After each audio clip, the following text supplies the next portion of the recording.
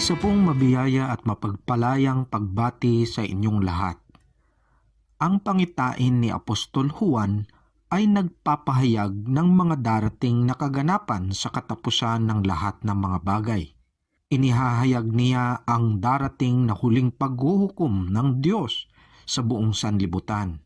Nasa kaniyang pangitain ang iba't ibang anyo ng mga kakaibang nilalang kung saan naroroon sa isang silid ng luklukan ang kordero ng Diyos na siya ring leon ng Huda at ang nakarolyong kasulatan o scroll na mayroong 7 selyo.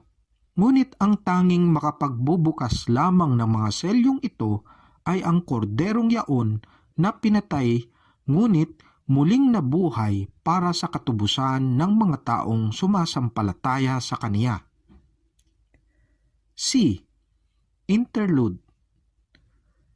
Ngunit bago natin matutunghayan ang ikapitong selyo, mayroon tayong mababasang pasakalye na madalas din nating matatagpuan sa estilo ng panunulat ni Juan.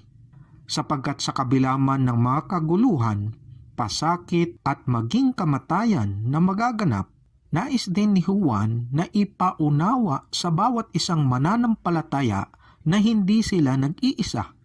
Sila'y pinoprotektahan ng Diyos, hindi sa kamatayan, kundi sa paglilingap sa kanila, sa panahon man ng kanilang kamatayan. Kaya matatagpuan natin roon ang pagseselyo ng 1,400,000 sa Kapitulo 7 simula sa talatang 2. Revelation 7 verses 2 to 4, Magandang Balita Biblia 2nd edition. At nakita kong umaakyat sa gawing silangan ang isa pang anghel, taglay ang pantatak ng Diyos na buhay. Sumigaw siya sa 4 na anghel na binigyan ng Diyos ng kapangyarihang maminsala sa lupa at sa dagat. Huwag muna ninyong pinsalain ang lupa, ang dagat o ang mga punong kahoy hanggat hindi pa natin nalalagyan ng tatak sa noo ang mga lingkod ng ating Diyos. At sinabi sa akin ang bilang ng mga tinatakan, 144,000 buhat sa 12 lipi ng Israel. Number 1, sealing of the 144,000. Mayroong 12 tribo o bawat lipi ng bayang Israel, at ang mga hanay ng mananampalataya o eklesiya ay 12 times 12,000 equals 144,000 na kabuuhang bilang. At ang bawat isang tunay na lingkod ng Diyos at lahat ng mga tapat na tagapagsunod ni Jesus ay seselyuhan o tatatakan. Ano po bang ibig sabihin na kapag kasinelyuhan ang isang kasulatan? Ito po ay nilalagyan ng marka ng nagmamay-ari nito upang proteksyonan o ingatan ang mga nilalaman nito. Sa makatuwid po, ibig lamang sabihin nito, ikaw at ako na totoong sumasampalataya at nagtatapat na mga lingkod ni Kristo Jesus ay seselyuhan at tatanggap ng marka ng kaniyang pag-aari at ng kaniyang pag-iingat. Hindi upang mailiban sa kamatayan, kundi mula sa kamatayan patungo sa kaniyang paraiso. Mararanasan man natin ang kamatayan, ngunit tayo'y mabubuhay ng agmuli tulad ng ating Panginoon at tagapagligtas na si Jesus at mananahan sa kaniyang piling sa buhay na walang hanggan.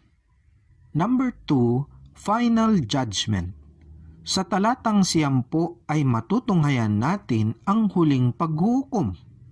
Revelation 7 verses 9 to 10. Pagkatapos nito'y nakita ko ang napakaraming tao na di kayang bilangin ni numan.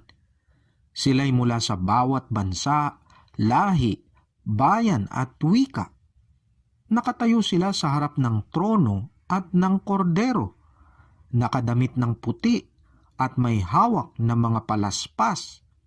Sinabi nila ng malakas, ang kaligtasan ay nagmumula sa kordero at sa ating Diyos na nakaluklok sa trono.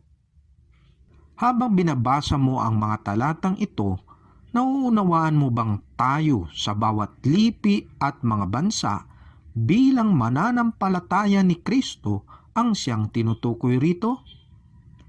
Anumang lahi, kulay at pananalita na ating kinabibilangan, ang bawat isang mananampalataya ni Jesus, silang lahat nakabilang sa 144,000 sinelyuhan ng marka ng kordero. Ang tunay na kaligtasan ay matatagpuan lamang sa Kaniya, kay Kristo Jesus na siyang kordero ng Diyos. At sabay-sabay nga nating ipagbunyi ang ating kaligtasan at katagumpayan sa Kaniya. Hallelujah! Amen! Revelation 7 verses 11 to 12. Tumayo ang lahat ng anghel sa palibot ng trono, gayon din ang mga pinuno at ang 4 na nilalang na buhay. Sila'y nagpatira pa sa harap ng trono at sumamba sa Diyos. Sinasabi nila, Amen. Sa ating Diyos ang papuri, kaluwalhatian, karunungan, pasasalamat, karangalan, kapangyarihan, at lakas magpakailanman. Amen. Iyan nga po ang ating ipagsisigawan sa buhay na walang hanggan, ang siyang ating tiyak na inaasam. Ang salitang Amen ay isang pagsasang-ayon na ito nga ay magaganap at maisasakatuparan sa theological man nitong pangkahulugan at maging sa payak na salitang Wow! Tunay ngang kamangha-mangha. Revelation 7 verses 13 to 17. Tinanong ako ng isa sa mga pinuno, sino ang mga taong nakadamit ng puti at saan sila nanggaling? Ginoo, kayo po ang nakakaalam, ang sagot ko. At sinabi niya sa akin, sila ang mga nagtagumpay sa gitna ng matinding kapigatian. Nilinis nila at pinaputi sa dugo ng kordero ang kanilang damit. Iyan ang dahilan kung bakit sila ay nasa harap ng trono ng Diyos at naglilingkod sa Kanya sa templo araw at gabi. At ang nakaupo sa trono ang siyang kukup-kup sa kanila. Hindi na sila magugutom ni mauuhaw man. Hindi na rin sila mabibilad sa araw ni mapapaso ng anumang matinding init, sapagkat ang korderong nasa gitna ng trono ang magiging pastol nila. Sila'y gagabayan niya sa mga bukal na tubig na nagbibigay buhay at papahirin ng Diyos ang bawat luha sa kanilang mga mata. Naroroon ang 1,044,000 ang sinelyuhan na mga mananampalataya. Tayo ay nasa pangangalaga ng Diyos kung kaya tayo ay matiyagang makapagtitiis sa mga pagsubok at darating na mga pag-uusig. Tayo ay magtatagumpay at tayo'y mananatiling matapat hanggang kamatayan o sa dulo man ng ating mga buhay. At anong gantimpala ang ating makakamit? Tayo ay mamumuhay sa presensya ng Diyos, doon sa Kaniyang trono. Tayo ay hindi na magugutom o mauuhaw kailanpaman. Ang kordero na siyang nasa ating kalagitnaan ang siya ring ating dakilang pastol. Siya ang papawi sa bawat luha sa ating mga mata. Mayroon pa po bang nakahihigit sa mundong ito kaysa mga bagay na iyon na ating kakamtin sa buhay na darating? Mayroon po ba? Para sa atin at sa lahat ng mga nakakaranas ng iba't ibang kahirapan at matitinding pag-uusig sa buhay na ito dahil sa kanilang pananampalataya kay Kristo, iyan po ang ating inaasahang pangako ng Diyos na Kaniyang tiyak na isa sa katuparan at ating taos-pusong pinanghahawakan. Mayroon tayong katiyakan sa Kaniya at yaon ang ating kalakasan. Mayroon tayong katagumpayan sa Kaniya, kung kaya't iyon din ang dahilan kung bakit tayo'y nararapat na manatiling matapat sa Kaniya. At ang pinakamahalaga sa lahat, nasusulit pa sa atin ang mga pag-uusig? Ang Diyos ba ay naroroon sa ating mga kalagitnaan? Tayo ba'y iniingatan niya? Sa katapusan ng araw na iyon, sulit ba ang lahat ng pagtitiis at pagiging matapat? Ang tiyak na sagot, siya nga at siya nga po. Number 3, 2 more cycles. Marami pong iba't ibang interpretasyon sa mga kaganapan na nakasaad sa chapter 8 o kapitulo 8 ng pahayag at kung papaano natin uunawain ang kabuuan ng aklat na ito na isinulat ni Juan. Alinman ang ating posisyon na pinaniniwalaan, saganang akin po, hindi na ito lubusang mahalaga. Mayroong dalawa o kung ikaw man ay isang amillennialist, ay mayroon 3 paikot na kaganapan kung saan paulit-ulit itong inihayag ni Juan. Sa mga kaganapang ito, magkakapareho o iisa lamang ang kaniyang ipinupuntos sa bawat siklo o cycles nito. Ang mga cycles na ito ay magiging maiksi at mas marahas o mas mapaminsala kaysa nauna. Ngunit ito'y magkakapareho at paulit-ulit lamang. Matatagpuan natin rito ang siklo ng 7 trumpeta sapagkat sa tuwing bubuksan ang 7 mga selyo ay maririnig ang hudyat ng tunog ng 7 trumpeta at ang mga mensaheng nakasaad sa mga 7 selyo. Pagkatapos ay naroroon ang iba't ibang mga kaalaman ukol rito at matutunghayan natin ang 7 mga mangkok na ibinubuhos at mga kaakibat na mga pahayag o mensahe nito. Sa susunod na linggo ay ang huling paghukom at kung anong ating inaantabayanan at anong dahilan o layunin ng Diyos kung bakit tayo'y kaniyang nilikha. Iyan po ang ating bibigyang saysay sa panghuling bahagi ng ating talakayan sa aklat ng pahayag. Magkaisa po tayo sa panalangin. O aming makapangyarihan at dakilang Diyos, lubos po namin kayong pinupuri at pinasasalamatan sa inyong kadakilaan, biyaya at habag sa bawat isa sa amin. Maraming salamat po sa katotohanan na aming natunghayan mula sa inyong banal na salita. Sa aklat ng pahayag na isinulat ni Apostol Juan, maraming salamat po sa bawat butil na aming natutunan mula sa inyong banal na salita.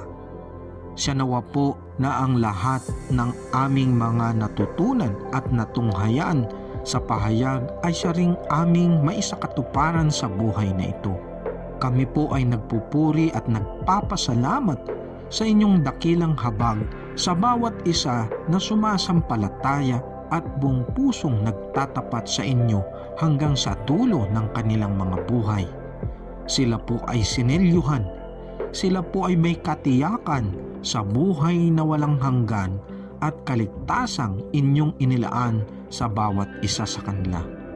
Siya nawa po na hindi namin makaligtaan at huwag naming isaalang-alang ang bawat babala at mga tungkulin na siyang aming dapat na may sakatuparan sa buhay na ito upang sa inyong pagdating na muli ay siya ngang matatagpuan kaming tunay na nagtatapat sa inyo.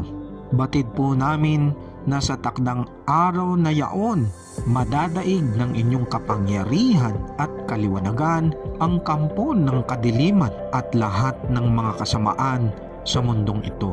Tunay na ikaw ay maghahari magpakailanpaman.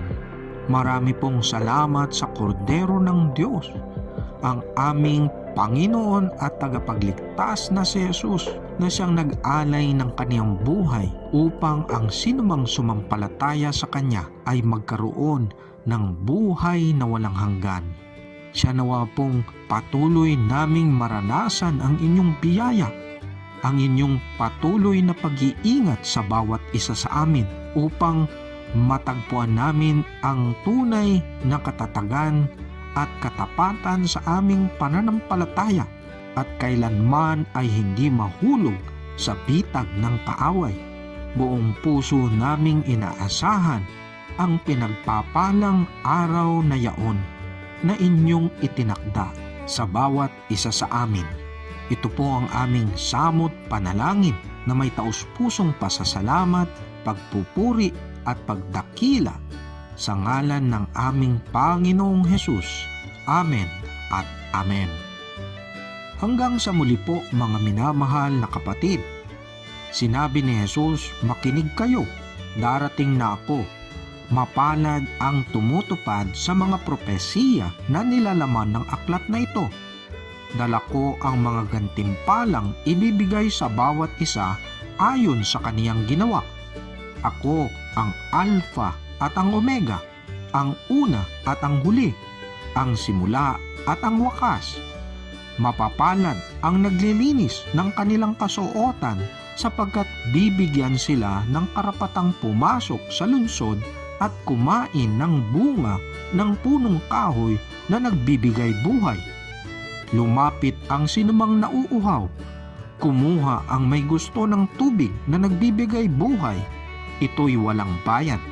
Siya nawang magpatuloy tayong maging matatag at matapat sa ating pananampalataya at totoong sumaatin ang patuloy na pagpapala, biyaya, pag-iingat ng Diyos hanggang sa pagdating na muli ng ating Panginoon at tagapagligtas na si Jesus. Sa ngalan ng Ama, ng Anak at ng Banal na Espiritu. Amen at Amen.